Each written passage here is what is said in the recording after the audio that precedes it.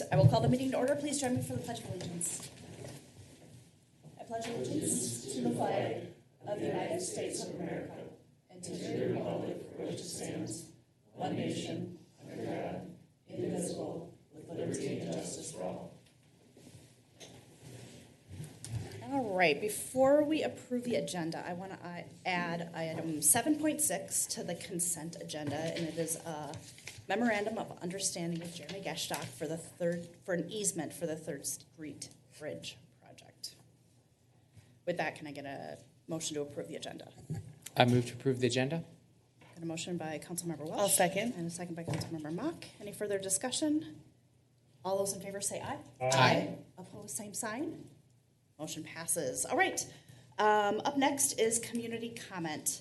Presenters are welcome to address the City Council for matters that are relevant to the City of Carver's authority for up to 5 minutes on matters that are not listed on tonight's meeting agenda. Specific requests for information may not be immediately available, in which case follow-up will occur with the presenter sometime after the meeting. The City Council should not be expected to immediately act upon requests. However, we will follow up accordingly and may schedule items for future consideration. Is anyone here for community comment? Okay. No presentations and reports, no public hearings. Can I get a motion to approve the consent agenda? I'll make a motion to approve the consent agenda. Motion by Councilmember Sayer I'll second. and a second by Councilmember Welch. Any further discussion? All those in favor say aye. Aye. Opposed, same sign. Motion passes. All right, moving right along to business items 8.1. The 2024 Capitol Building and Maintenance Project, Architectural Services. Mr. Merrick. Good evening, Mayor and Council. So presenting on the 2024 Building and Maintenance Project, this is something that the Council spent quite a bit of time kind of working on over the last several months, or actually a year. The scope has changed a little bit, but primarily what we're focused on are 3 areas here. An internal building renovation at the fire station, or on the fire station side, so that'd be the south side of the fire station public services building, to provide clean storage space for the firefighter turnout gear. As you've learned, and as Chief Trimble has shared, best practices tells us that storing turnout gear in a space free of carcinogens provides a more safe environment for firefighters in the storage of their turnout gear. And so our existing turnout gear is stored in the apparatus bay, so it's subject to diesel fumes from our vehicles. So as you can see in kind of the conceptual layout, their turnout gear would be moved from the south side of the building to kind of a centrally located space that's independent of the apparatus bay and in its own climate-controlled setting.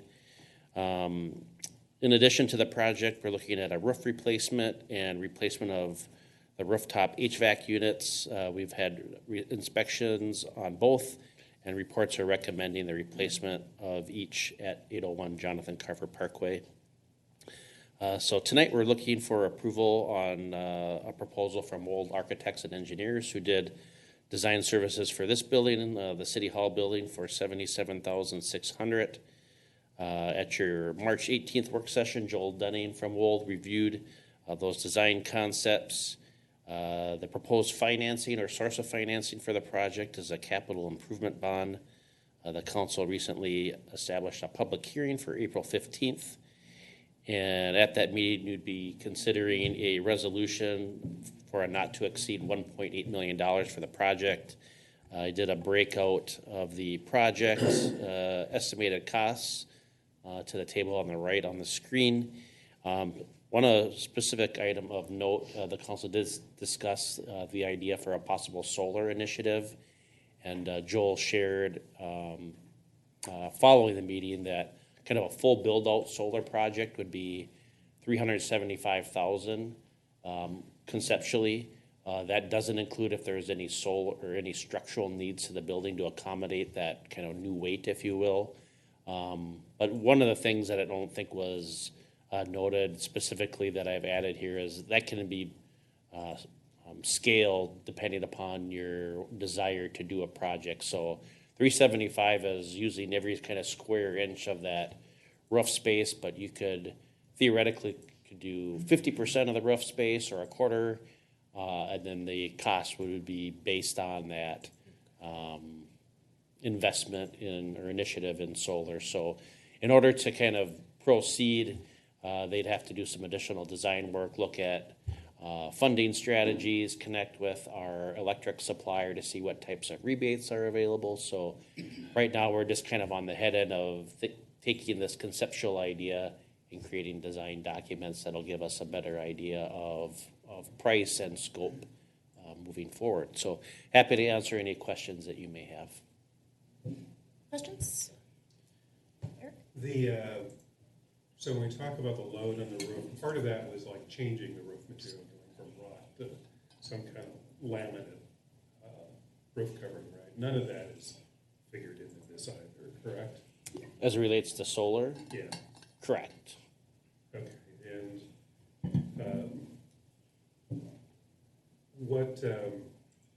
so we go forward not to exceed. Are they responsible, or are we responsible for looking for what grants might exist? They're going to do that work. We'll help with creating connections to partners. So our service provider is Minnesota Valley Electrical Co-op, so we have contacts. So we'll facilitate conversations, but they're going to be doing the lion's share of the legwork. Was there any idea of an ROI in terms of years? Any of that calculation done? I think Joel shared, I think it was 8 years at the last work session, but I think that's a variable amount, depending upon what system is selected. He did share, I talked to him this afternoon, that the ROI doesn't change based on the scope. So if you put 100%, the 375, it's still 8 years. If you do 50%, it's still 8 years because the cost obviously goes down. But rule of thumb is 8-year return on investment. And if it's not tenable, we're not beholden to anything other than that. Correct. I am, as they further develop the design, I think in a perfect world, it'd be nice to do an addendum, or an alternate bid. But at some point, there may be a decision where a certain type of roof is needed, or certain roof surface for solar compared to a roof without solar, and there may be a cost spread on that. And so if we reach that point, we'd come back to the council and say we need some feedback on this decision point as the plans and specs are prepared. A follow up with what Eric just asked. So if we have the solar contingency in here, is our expectation then if we can get this done at 250,000 or less that we are going to do it, or is this going to come back again once we have more information about what that looks like? Because for myself, I'm not ready to pull the trigger on spending $250,000 on the solar part of it unless we know more. So great question. So what you're doing tonight is just approving the $77,600 for Wool to do the design work. Okay. The budget numbers on the right are only related to, that's the maximum you could borrow from a capital improvement plan bond. And so the council will make a decision on that after you get some not increased, but boy, that was a Freudian. After you get updated costs, but you ultimately need to decide what the final budget would be, and then likely be based on bids. But you're not committing to anything related to solar this evening, other than spending. I think there's about somewhere between $5,000 to $8,000 in design fees to do that exercise. Okay, to find out if it's viable. Correct. To give you more information to determine if you think it's viable. Right. Okay. And that's already included in this 77,000, right? Correct. Okay, great. That was all I had. Okay. Yeah, I was gonna say, I don't know that I'm on board for solar, but at this point, I don't have to be. Yeah. We will figure that out a little bit further on, and I like the idea, when we talked this afternoon, Brent said, we can scale this, and we can say solar up to $250,000, because when I saw the email with 375, I was like, well, done, nope. No, yeah. So, but that's helpful, and I don't know anything about solar, but I think this is our opportunity. Maybe this isn't even the right opportunity, but I think we can use this as a way to learn a little bit more about it and kind of explore. I'd rather know more about it. Yep. Knowing that we have the possibility if we wanted to go through it, but also having to say, maybe it's not right for us, Yep. and we're not gonna do it now. And Yeah, maybe it's another building that we're gonna build. I think that's an important point for our hundreds of viewers, is that it is not the intent of the city to move forward with a project that isn't going to pay for itself and somehow, be a net positive. This isn't a public relations exercise. This is really to see if we've reached a point where that surface area can ultimately reduce costs for the city. With that, I'd entertain a motion. I move to accept a proposal from Wold Architects and Engineers to perform architectural services for the 2024 Capitol Building and Maintenance Project. A motion by Councilmember Welch Second. and a second by Councilmember Frischman. Any further discussion? All those in favor say aye. Aye. Opposed, same sign. Motion passes. All right, up next, the 2024 Street Maintenance Project Award of Bid. Mr. Schmidt. Good evening, Mayor and Council. Tonight I have two potential actions for you to consider. The first is awarding a contract to Valley Paving for the 2024 Street Improvements Project. That project is the rehabilitation of 4th Street from Jonathan Carver Parkway to Elm Drive. That's a reclamation, and then the adjoining residential streets on each side, they would be mill and overlays. So that's kind of the core pavement management project for the year. In addition, action number 2 is a trail fog seal project. This is a new one. We haven't done a fog seal yet in the city with the pavement management plan, so this would be the first year that we'd be considering doing that. And that would be the Monroe Drive Trail System from Jonathan Carver Parkway to the west. That piece of trail was installed a few years ago, so we'd be looking to fog seal that piece of trail. And then the main trail system within the Hawthorne Ridge development that goes to the head of the Snake Trail system, that would be the second area that would be proposed for fog seal. So looking to do year 1 of the project and see how we like things and decide from there if we want to move forward going into the future. So Valley Paving was the low bidder on the street project. There were 4 bids that were very good bids. We got really good numbers. The paving for the mixtures were coming in really good this year, so happy to see that. All 4 bids actually came in under my engineer's estimate, which was good to see. Are you inflating your? After that one time. Yeah, not gonna make that mistake again. But no, in all honesty, really tight bids. People are really competitive right now. There's a lot of contractors that aren't full yet, so they're looking to get full for the summer at this point still. So, again, Valley Paving in the amount of about $731,000. For the fog seal project, we got 2 quotes for that. The low quote from Gopher State Seal Coat from Savage in the amount of $5,000 or $5,044.16. So happy to take any questions, but again, there's 2 potential actions in front of you for consideration. I just have one question for the trail. For seal coating, that trail isn't that old. Is this a typical time frame for seal coating, or did something not get done with the development as it went in? Yeah, so what we're trying to do in the pavement management plan is get the seal coating in year 3. So this aligns with those expectations. Okay. Aaron, apologies if you had it in here, but do you have any idea on timing and duration of the paving project? So we'll specify a completion date in the construction contract. I think I have October 17th, Friday, October 17th. But then once they start, we say that they have to make continuous progress until it's done. Okay. So they can't just like reclaim the street and go leave for a month. So we have damages built in if they would do something like that. So it's really a matter of just getting them mobilized into the site. After that's done, I'm guessing it's probably about a month and a half construction project if everything goes well. So there's just a lot of steps because there's some spot curb and gutter repairs. So that's a week a week to do that, a week to do miscellaneous utility work. So it's probably about a month and a half worth of pretty, substantial construction out there.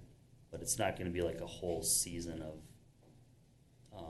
construction if they would start right away, so. Okay, super, I appreciate that. I think these always go pretty quick once they get started. Yeah. And I think that that's appreciated. And then, once the project is ready to start, we'll communicate with the residents back there. Yes, for sure, yep. That's all I have. I'll make a motion to award a contract to Valley Paving Incorporated in the amount of $731,230.20 for the 2024 Street Improvement Project, State Aid Project 253-103-001. Got a motion by Councilmember Mock, I'll second. second by Councilmember Welsh. Any further discussion? All those in favor say aye. Aye. Opposed, same sign. Motion passes. I'll also make a motion to accept the quote from Gopher State Seal Coat Incorporated in the amount of $5,044.16 for the 2024 Trail Fog Seal Project. I'll second that. Motion by Councilmember Mock and a second by Councilmember Welsh. Any further discussion? All those in favor say aye. Aye. Opposed, same sign. Motion passes. All right. Thank you. Thank you. Communications. Nothing from Brent. Lori, why don't you go first? We're going to completely run Yeah, over. it's throwing everybody off. I do not have anything today. All right, Christy. Oh, I don't actually have anything. I have one question. Are we going to have HPC this month? Yes, we're going to be having the folks from the State Preservation Office, and then Aaron and his team come out to talk to the HPC about the levy project and how to ensure that it matches the character of our historic district. So a pretty significant meeting agenda will probably be going out Wednesday for that. Okay. I have one question as long as we're talking about HPC. We have letters that are going to go out to homeowners in the historic district. Do you know the date those are going to be going out? I'd have to check in with Natalie, but I'm guessing either later this week or the first part of next week. Okay, they're predicting some warm-ups, so we want to catch people as they start doing home projects. And then the final thing is to say thank you to the Lions Club for their Easter egg hunt last weekend at Community Park. They had a good turnout as always and decent weather for it, so that's all I have. All right. Eric. I've been away, so I have no updates. All right, Reed. We had the first planning commission meeting 2 weeks ago on Thursday with the new members. Aaron did her planning 101 presentation. We didn't actually have any new business. It was mostly just have the new members go through the PowerPoints and just get some general feedback and information on the planning process. All the new members are there, and Jim, the existing member, was there as well. And then on the county park, the last county board work session, the county parks department presented their long-term operations and management plan. So they just had a little back and forth there. I just attended as a witness to just kind of go over some of the county park budgeting and planning for the next, all the exact stuff we had in our work session meeting, trying to plan for future upgrades and stuff. So that's all I have. Great. Quick updates from me. On March 19th, I served lunch at Carver Elementary. I was there for an hour and 3 classes went through, and it is like maybe next to the Easter egg hunt, just the fastest hour of, in the city of Carver. And all the kids were super polite and cute. It was Taco Day, so it's my understanding that that's very, very popular. Did you get to keep your hairnet? I probably could have, but I was very eager to get rid of that. Apparently, you can do hairnet or headband, and I didn't bring a headband, unfortunately. So that was fun. And interim superintendent Erin Rathke was there with me as well. So very cool of her to take time out of her day. Also, that same day on March 19th, I went to celebrate Carver Ridge's 100% occupancy. Oh, They've been really, really close for a long time, but they were 100% leased out for the first time in their, what would it be, almost 4 years in the city of Carver. So big milestone for them. On March 20th, we had a new business open in the city of Carver. It's actually right next door. It's our neighbor. It's called Seed to Harvest. It's the same owners as Strains of the Earth, and they sell all kinds of growing supplies. They are aimed at growing cannabis and marijuana products, but I think there's some transfer for if you wanted to grow tomatoes in the middle of winter. So some really cool hydroponic and inside garden and just greenhouse type stuff. That's really kind of neat. Courtney, I bought some seed starting pots there and some. Did you really? And some food for my plants. So yes, you can get a few other things there too. That's that was my first question. I was like, can I use this for my garden? And he was like, yeah, you. And by that I but mean it's tomato really plants. more Yeah. directed. House plants. So yeah, but really cool stuff. Did you see the huge greenhouse? Yeah. That we have there? It was super cool. Had a League of Minnesota Cities board meeting on the 21st. We had another one last Friday that was specific to the preemptive housing legislation that I am making this a rule that I talk about at every single meeting we have. I had Lynn forward that stuff to you guys. So it's important to note that that was accurate, a snapshot in time, which was last Thursday and Friday, and now that, although I think they were out of session for Easter break today, but it's going to get out of date very quickly as they continue to make progress on those bills. And then I also wanted to mention the Lions Easter egg hunt. It is easily the quickest 15 minutes in the city of Carver. But that isn't to say that there aren't dozens of folks who help. I know you stuffed 3,000 Easter eggs at the last meeting, and lots of folks get out there early and make sure that it's great for the kiddos and everybody except for the one that had a meltdown that I saw. It's going to have a really great time. So There's just one that's really good odds. there's always somebody who is just not having the best day. But thanks to the Lions for doing that. Really great that they do that. And that is all that I have. So I would entertain a motion to adjourn. I'll make a motion to adjourn. Motion by Councilmember Pershman. I'll second. Second by Councilmember Sarah. Any further? Just all those in favor say aye. Aye. Opposed? Motion passes. Good evening, everyone.